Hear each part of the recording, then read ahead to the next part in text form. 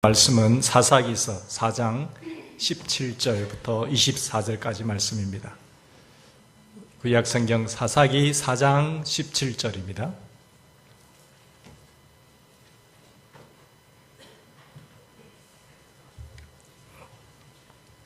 한 절씩 교도하겠습니다. 시스라가 걸어서 도망하여 겐사람 헤벨의 아내 야엘의 장막에 이르렀으니 이는 하솔 왕 야빈과 겐사람 헤벨의 집 사이에 있는 화평이 있음이라.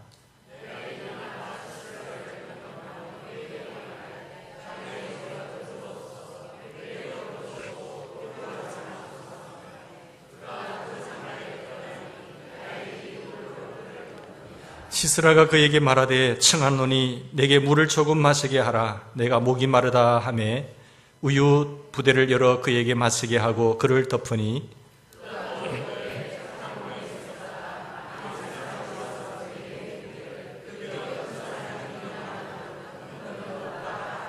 그가 깊이 잠드니 헤벨의 아내 야엘이 장막 말뚝을 가지고 손에 방망이를 들고 그에게로 가만히 가서 말뚝을 그의 관자놀이에 박음에 말뚝이 꿰뚫고 땅에 박히니 그가 기절하여 죽으니라.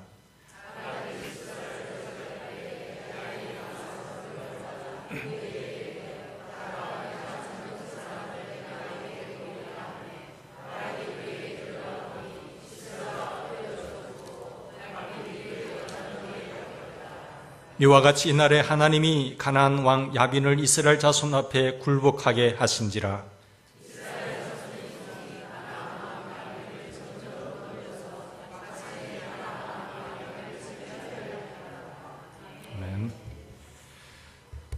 바락 군대가 철병거 900대를 거느린 그 시스라 사령관과 싸울 때에 겉으로 보기에는 참 꼬마가 스무 선수를 대한 것 같았지요. 너무너무 크고 상대가 되지 않고 이 확률적으로 보면 거의 제로 상태였지만 하나님께서 이스라엘 편이 되셔서 전쟁에서 승리케 하신 것을 보게 됩니다. 여러분 여호수아와 사사기를 보면 여호수아서는 주로 승리의 그런 모습을 많이 말씀하고 있고 사사기는 그 좋은 세월 속에서 하나님 앞에 말씀을 떠나고 범죄하여서 고통받는 그런 아픔의 사건들이 많습니다. 그러나 그들이 또 부르짖으니까 하나님께서 그들을 사사를 보내서 구원해 주는 장면들이 있죠. 사실은 여호수아서는 한 시대의 번영의 시대고 사사기는 이 하락의 몰락의 시대입니다. 왜냐하면 사사기 보면 자기 소견에 옳은 대로 행하였더라. 여호수아서는 하나님의 말씀을 붙잡고 전진 승리. 근데 사사기는 평안한 땅에 거주하면서 자기 소견에 옳은 대로 하나님 떠난 그런 백성들의 모습 속이지만 그러나 그들이 진정으로 회개하고 돌아오니까 하나님은 구원해 주는 장면들이 나와 있습니다. 지난 시간에 이어서 우리가 말씀을 살펴보면 이 기손 대첩에서 시스라 군과 싸움에 있어서 하나님이 그들 편이 되어 주셨기 때문에 이겼죠. 시스라의 철병거 900대를 거느리고 이렇게 장악하게 다가왔지만 바락의 군사는 너무나 숫자적으로 일시하고 어려웠지 않았습니까? 근데 하나님께서 포구작전을 세우셔서 그 철병거 900대가 아무리 힘을 발휘하지 못하도록 비가 내리고 진흙탕에 빠져서 꼼짝도 못하는 그런 상황 속에 활 한 번 쏘지 못하고 완전히 몰락하는 그런 장면들을 우리가 보게 되었습니다. 그래서 기손대첩의 승리를 우리가 맛보면서 사실 이런 상황 속에서 철병거를 거느린 시스라 군대는 다 어디로 도망갔습니까? 서쪽 지중해 쪽으로 도망가면서 그들을 추격해서 바락 군대가 다 진멸하여 죽였다고 했습니다. 근데 시스라 장관인 이 시스라만이 이 서쪽으로 도망가게 되죠. 그 서쪽으로 도망가서 한 집을 찾았는데 그 집이 야엘의 집입니다. 야엘의 집. 여기 보시면은 민수기 10장 29절에 보면 시스라는 걸어서 모세의 장인 호밥이라고 나오는데 호밥은 다른 부분에 보면 이드로잖아요. 장인 어른 이드로의 후손 헤멜의 아내 야엘의 장막입니다. 헤멜 이드로의 후손이지만 그 부인 야엘의 장막으로 도망해서 야엘이 평소에 친하게 지내던 시스라 장관에게 그 장막에 찾아와서 나의 주여 나에게 지금 목마르니까 물 좀 달라고 했을 때에 야엘이 뭐라고 합니까? 우유를 풀어서 그에게 대접하죠. 두려워하지 마시고 여기 오셔서 쉬세요라고 말을 하는 장면을 보게 됩니다. 그리고 덜덜 떠는 그를 보고 이불까지 덮어주게 되죠. 근데 이 시스라가 또 뭐라고 하는가 하면 누군가가 찾아오면 나 없다고 말해달라고, 여기 서 있다가 없다고 이야기해달라고 하면서 잠을 자게 됩니다. 그러면서 보면 시스라는 전투다운 전투도 제대로 하지 못하고 진흙 속에서 힘 다 빼고 도망하느라고 지쳐서 이제 골아 떨어진 겁니다. 야엘이 보면 이 누워 잠을 자고 있는 시스라 사령관에게, 잠자고 있는 이에게 야엘이 어떤 행동을 합니까? 여인이 이 관자놀이 못을 가지고, 여기는 보면은 뭐라고 나와 있어요? 본문에는 말뚝으로 되어 있지만 그때는 철기 시대이기 때문에 말뚝을 가지고 관자놀이, 망치로, 방망이랬지, 망치로 박아서 여기를 박아가지고 땅에 닿을 정도니까 얼마나 끔찍한 행동입니까? 그렇죠? 남자들은 그때 이제 베두인족들 보면 이 움직이는, 그리고 이사하면서 텐트를 자주 쳤기 때문에 또 동물들을 치고 하니까 부인들은 옆에서 텐트를 자주 쳤거든요. 그 텐트 치는데 익숙합니다. 그 망치와 못을 가지고 시스라 사령관에게 지금 박으니까 얼마나 놀랐겠어요. 기절해 죽었다 이렇게 말하고 있지 않습니까? 정말 끔찍한 사건 아닙니까? 우리가 들어도 소름이 돋을 정도로, 여기 어떻게 못을 박아, 그것도 남자가 아닌 여자가. 대단한 용기죠. 그러니까 한 시대에 하나님께서는 이런 여자들도 귀하게 사용하시더라는 거죠. 드보라 사사 보세요. 드보라 사사가 탁월하니까 남자들이 힘을 발휘하지 못하니까 여자 사사를, 여인을 들어서 하나님 일을 하는 장면들을 보게 됩니다. 제가 여자를 비하하는 게 아니고 여자들도 얼마든지 하나님 앞에 잘 쓰임받을 수 있다는 겁니다. 여자의 용사. 그러니까 얼마나 남자들이, 이제 그 시대는 남자들이 많이 쓰임받았지만은 너무 부족하니까. 요즘도 보면은 요즘은 남녀 평등 사상이라고 하잖아요. 근데 요즘 여성 상위 시대라고 말하지만은 실력이 있고 똑똑하면 얼마든지 하나님께서 그 사람을 통해서 역사하신다는 것을 믿으시기 바랍니다. 근데 너무 보수, 그리고 배타 사상, 남자 선호 사상을 경상도에서는 가지고 있지만 그것을 너무 가지면 안 돼요. 제 말을 오해는 하지 마시고 잘 알아, 귀 있는 자는 성령이 교회들에게 하신 말씀을 들을 수 있기를 바랍니다. 여자들도 얼마든지 가능하죠. 그러니까 그런데 이상한 것은 여기 보면 야엘의 행동을 보고 성경에 이런 것까지 기록해야 되느냐 할 수 있잖아요. 이런 끔찍한 사건을 왜 기록해서 넣고, 또 이런 부분을 좀 빼면 좋겠는데 왜 죽이는 사건까지 기록했는지 모르겠어요. 이 사건에서 야엘의 은행을 우리가 어떻게 봐야 될까요? 야엘의 행동을 어떻게 봐야 됩니까? 북한군이 옛날에 판문점에서 도끼 만행 사건, 요즘 토막 살인 사건처럼 이런 만행으로 볼 것인가? 야엘의 사건을. 아니면 안중근 의사처럼 또 일본 히로부미를 저격한 그런 용명으로 볼 것인가?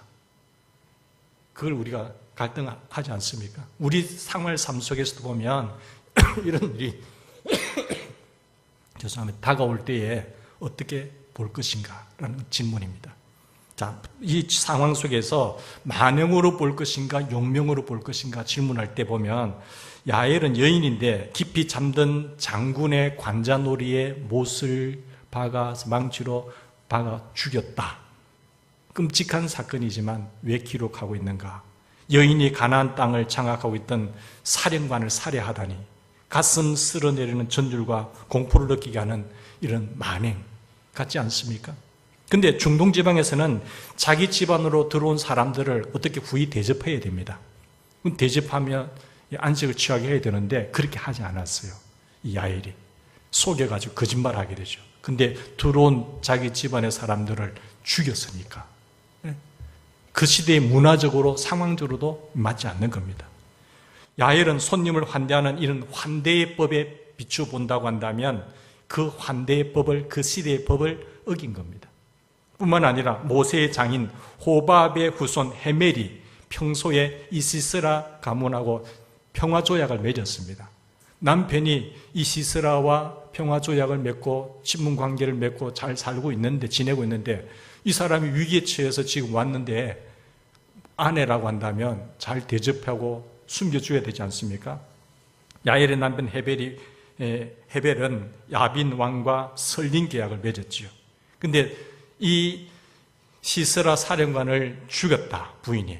그것은 남편의 권위에 도전하는 것이고 권위를 짓밟은 것이고 남편의 계약, 설린 계약까지 맺은 것을 무시한 행동 아니겠습니까? 앞으로 남편이 밖에 나가서 얼굴을 들고 다니지 못할 정도로의 그런 창피한 행동을 한 겁니다.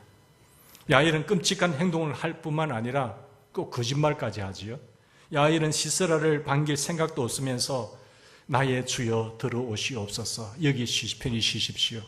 물을 달라고 하니까 우유까지 대접하면서 여기 있어 죽일 마음을 가지고 있으면서 거짓말하면서 쉬라고 접대까지 한 것을 보게 됩니다.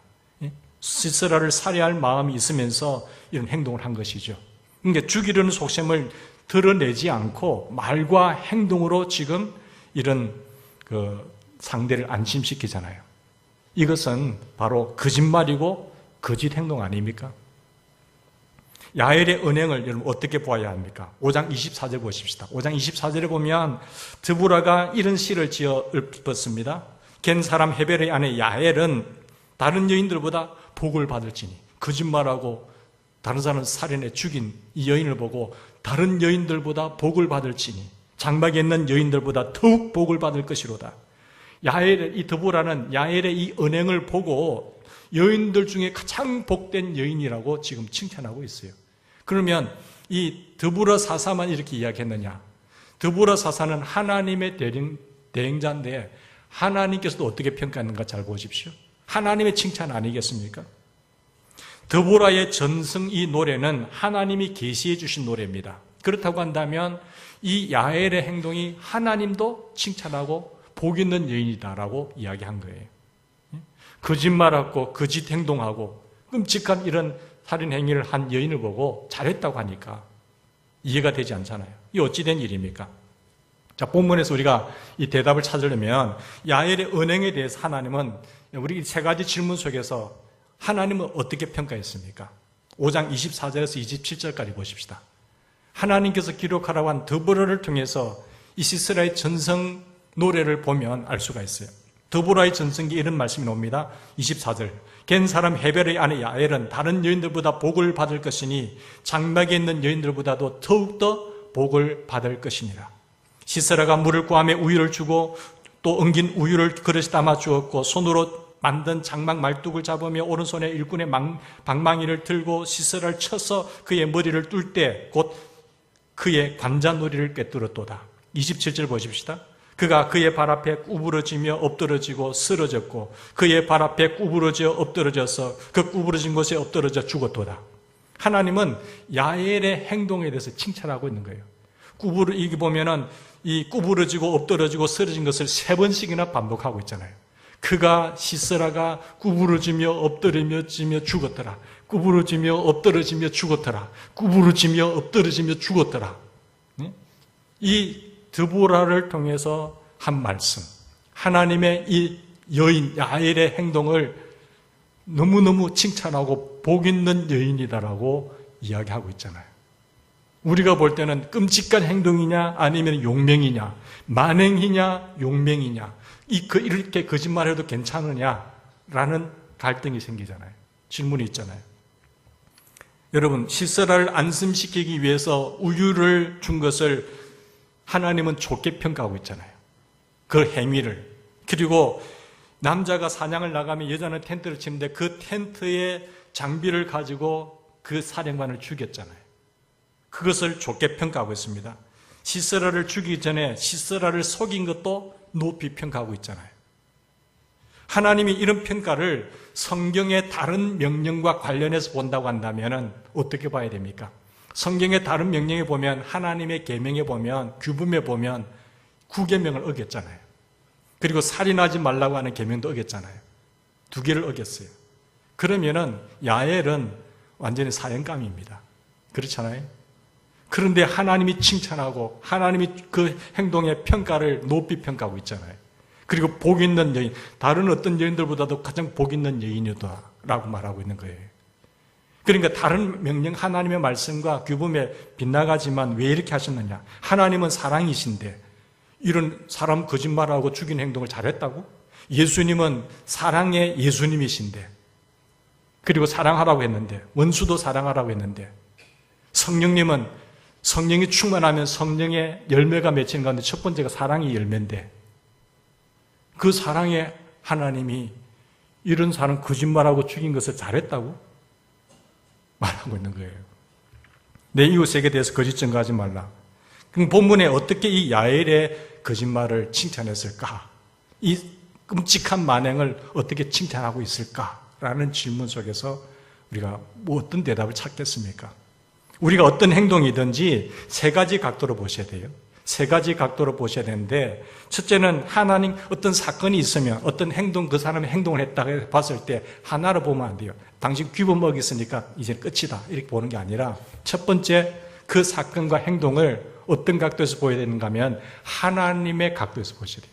하나님의 그 명령하신 규범에 무엇이 잘못됐는지를 보아야 돼요. 그죠? 규범.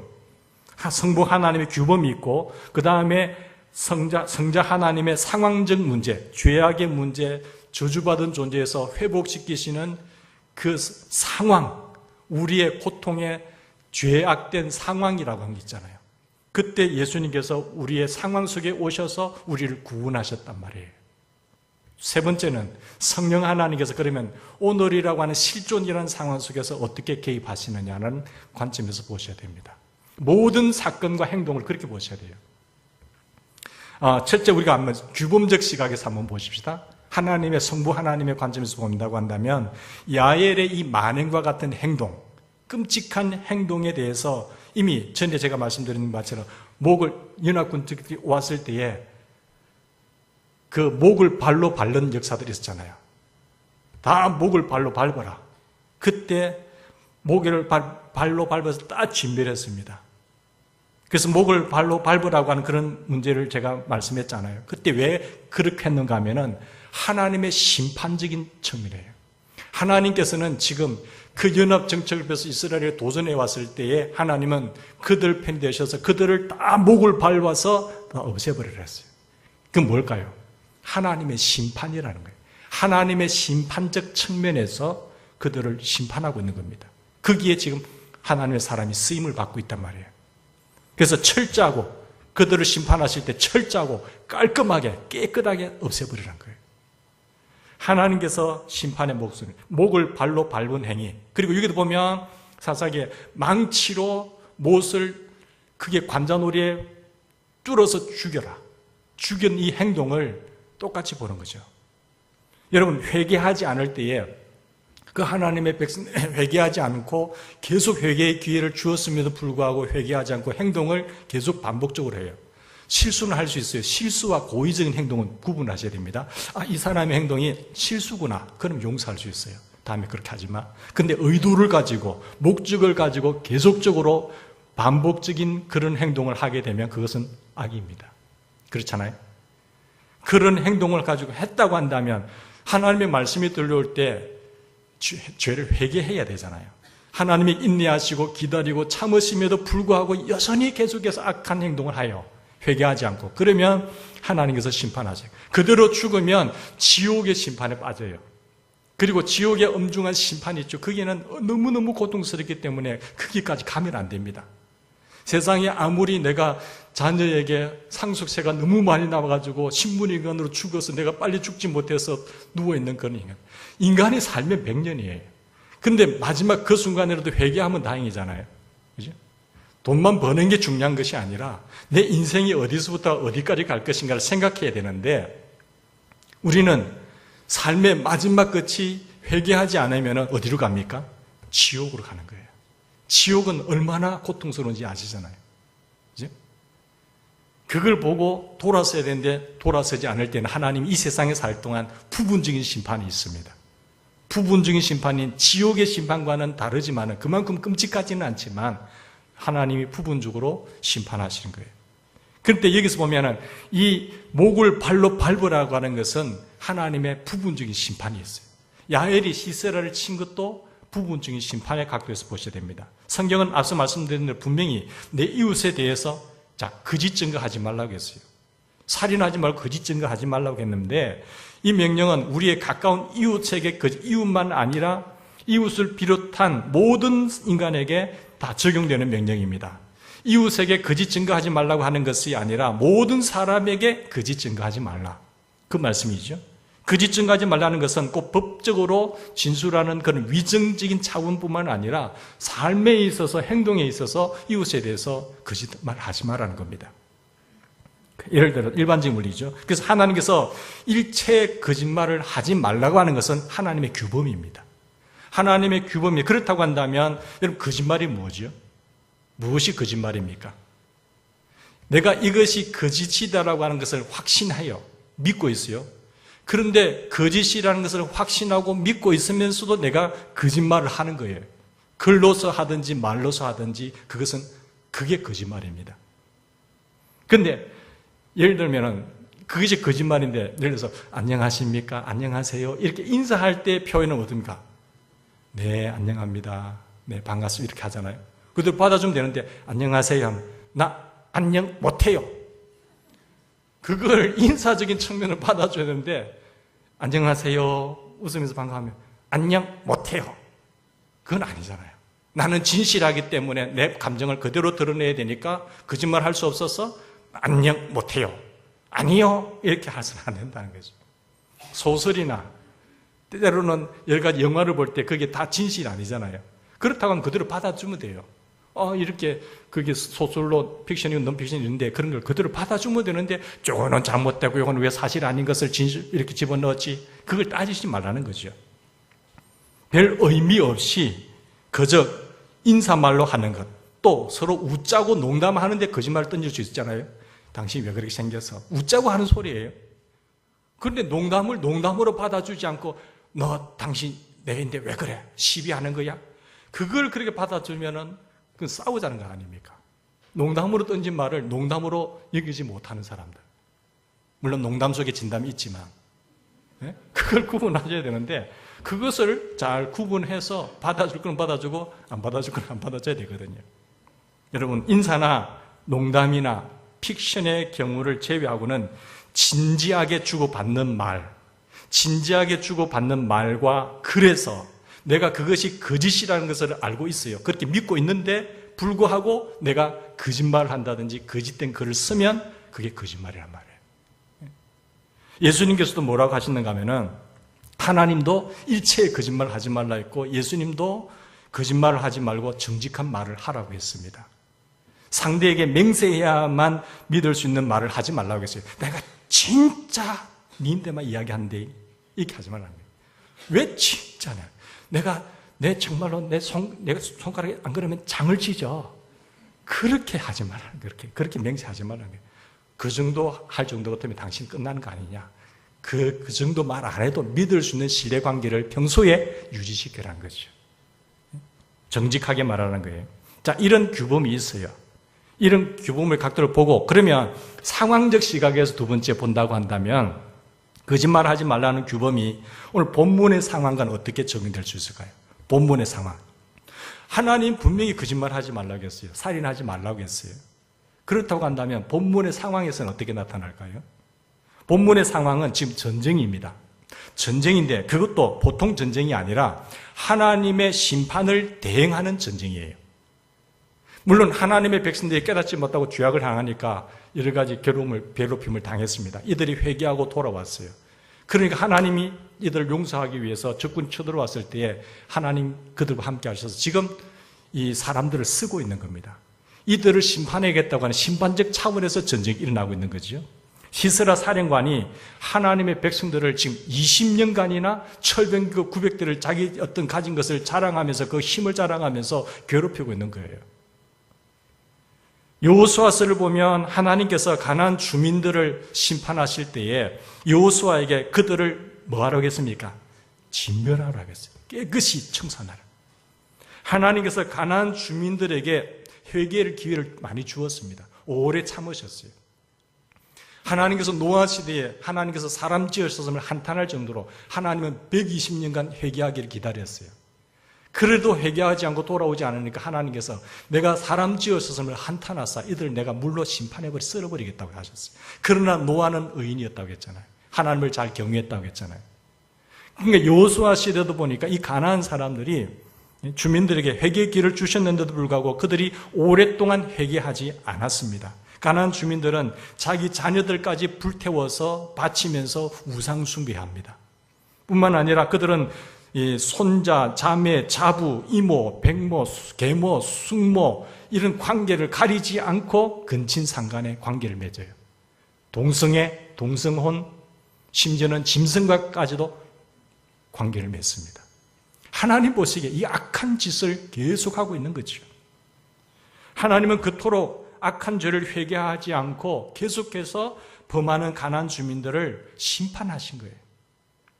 가나안 주민들은 기드온 주민들처럼 하나님의 백성과 화친하면 살 수 있는 기회가 있었음에도 불구하고 그것을 거부합니다. 하나님? 뭐 하나님? 하나님이 뭐냐고. 그리고 하나님을 무시하고 자기의 힘과 자기의 어떤 권력을 자랑했잖아요. 그 하나님 앞에 돌아오지 않았어요. 하나님께서 회개와 화친의 기회를 하나님과 그 화친의 기회를 박차고 전쟁을 건 가나안 주민들을 하나님께서는 여호수아에게 진멸하라고 했어요. 살인하지 하면 안 되잖아요. 근데 하나님의 심판적인 의미에서 하나님 앞에 지금 도구로 쓰임 받는 거예요. 하나님께서 가나안 주민들을 심판하실 때 어떻게 하셔요? 매복 작전을 써져 있잖아요. 매복이라는 것은 속이는, 적군을 속이는 작전이잖아요. 거짓말이잖아요. 그런데 아이성을 점령할 때도 보면 매복 작전을 펼쳤습니다. 매복 작전은 적군을 속이는 작전인데 하나님의 규범에 비하면 안 되잖아요. 근데 전쟁이라고 하는 지금 상황 사건, 하나님께서 이들을 지금 심판하는 그런 상황적 측면에서 가능하다는 거죠. 적군이 오래도록 만들어서 대비하지 못하게 하고 적군을 기습하는 이 매복 작전, 속임 작전.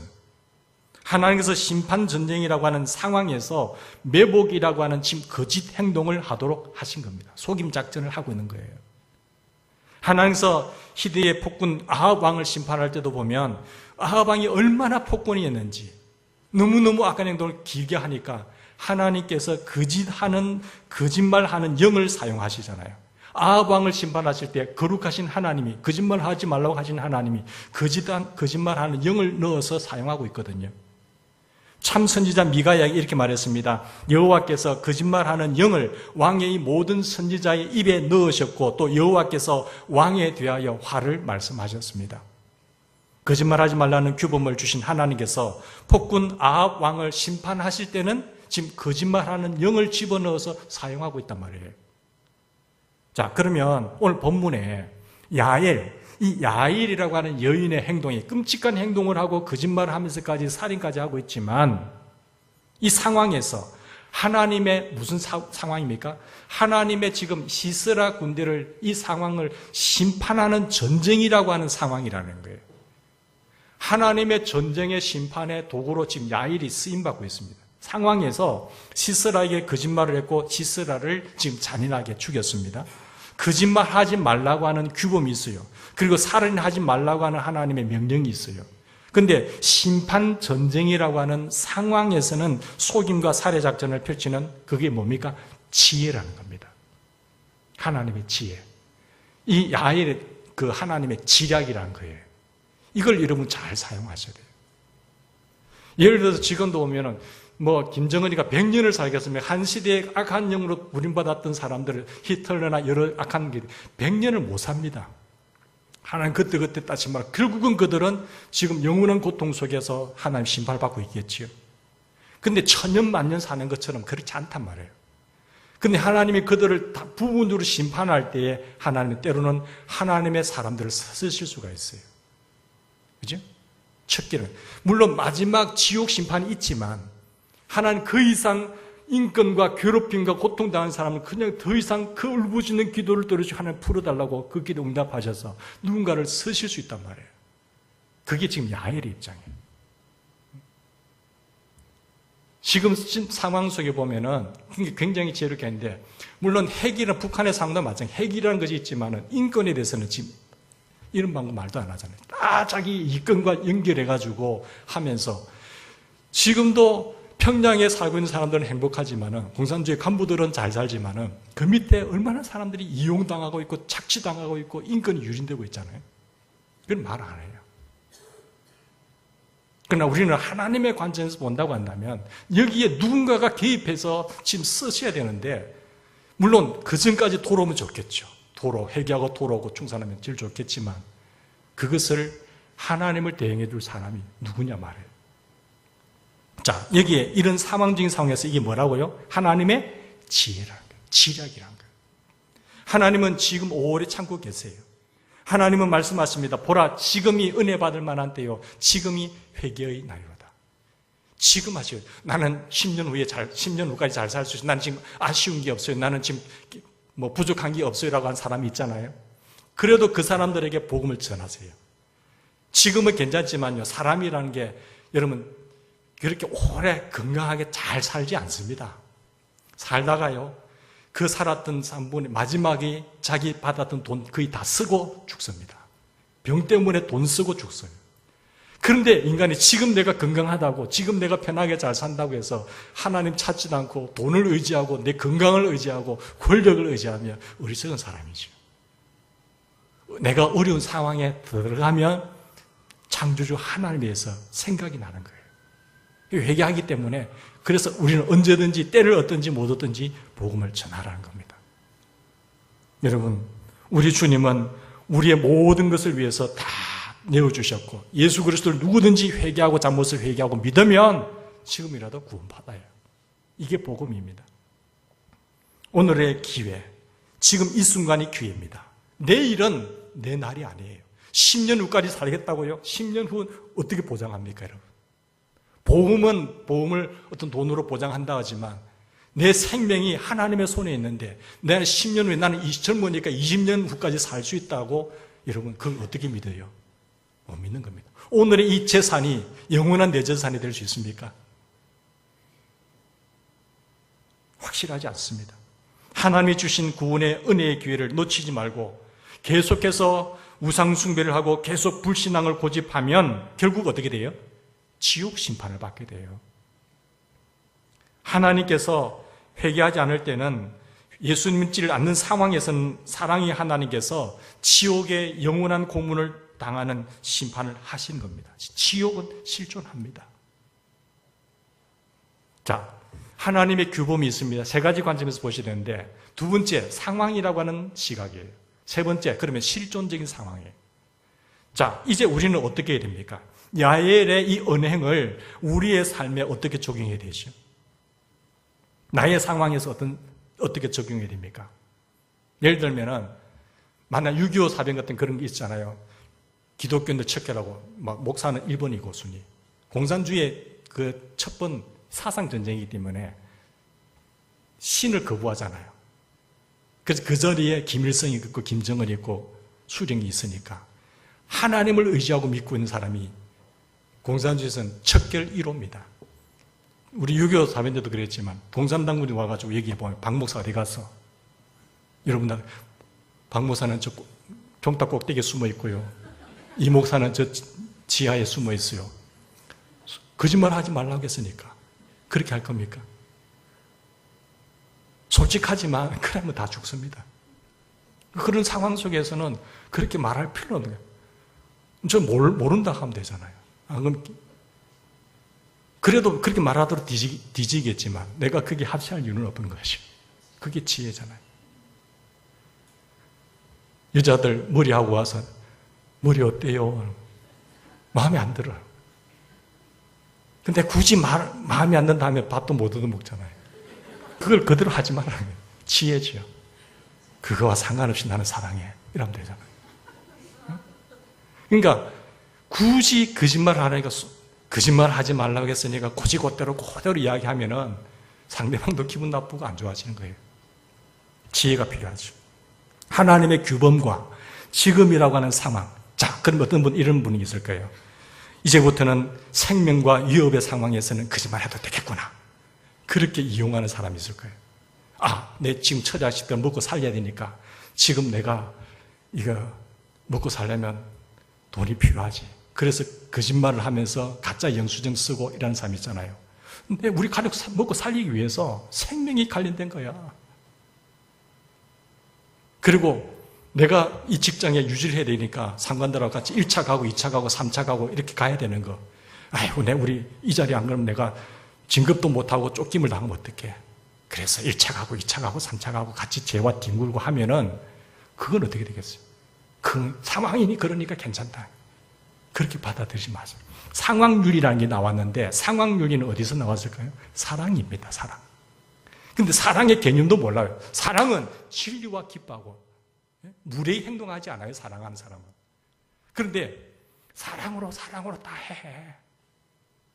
그게 사랑입니까? 아니거든요. 사랑을 근거로 한 것이 상황윤리가 나와요. 근데 사랑으로 덮으라는 거예요. 그거는 상황윤리의 가장 교묘한 그 밑바탕이 흐르는 것이 사랑이라는 게. 그건 잘못된 거죠. 여기 오늘 상황은 어떤가 하면은 성경은 전쟁의 경우에 사람의 생명이 지금 오락가는 하는 경우에 참말이 아니라 거짓말하는 것을 뭐라고 했습니까? 그것은 사기로 보는 것이 아니라 지략으로 보는 거예요. 지혜로 보는 거예요. 그러니까 이걸 잘못 이용하지 말라는 거예요. 일상생활 속에서 거짓말하면 안 됩니다. 우리는 하나님을 닮은 하나님의 형상이잖아요. 그래서 만약에 우리가 거짓말을 하게 되면 그게 분명히 내가 거짓말이라는 것을 믿고 있고 알고 있는데 그것을 이익을 위해서 거짓말을 해요.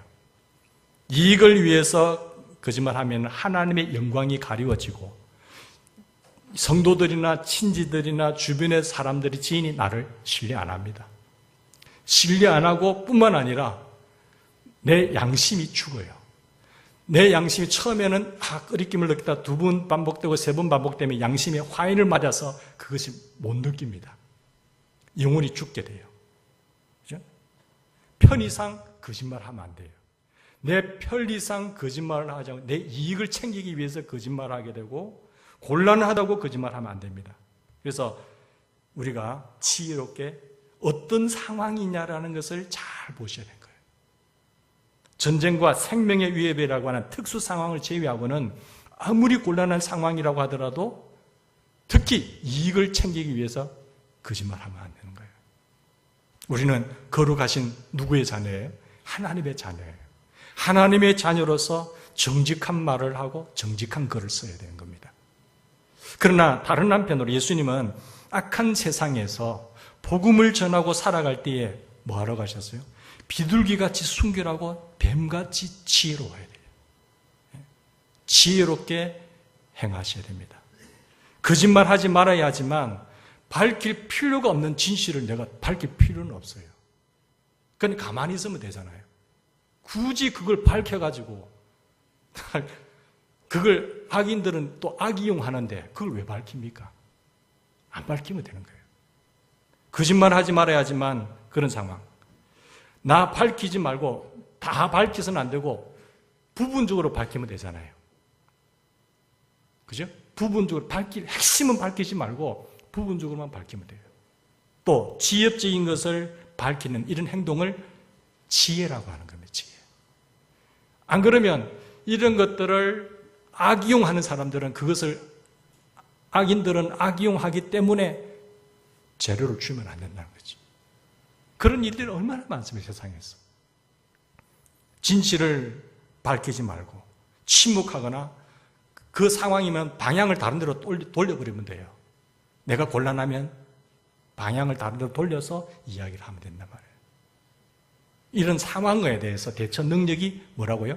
지혜다. 지략이 필요한 거예요. 우리가 전쟁에 있어서 승리하려면 전략이 있듯이 전술이 있듯이 그것을 잘 우리 사회생활에서 우리 믿는 사람들이 너무 많이 당하기 때문에 성령 있게 기도하면서 지혜롭게 행동하는 우리가 되길 바랍니다. 무엇보다도 야엘처럼 여인이지만 야엘처럼 하나님 편에 서서 두려움 없이 단호하고 담대하게 결단을 내리는 지혜가 필요해요. 지혜로우면서도 하나님의 뜻에 대한 믿음은 확실히 가져야 돼요. 하나님이 지금 어떤 상황 속에서 지금 나를 쓰시고 있다고 하는 확신, 담대함, 그리고 순종의 결단을 단호하게 내림으로써 이 험악한 세상에서 하나님의 승리를 우리의 승리로 체험하는 우리 모두가 되시기를 간절히 바랍니다. 같이 기도하십시다. 하나님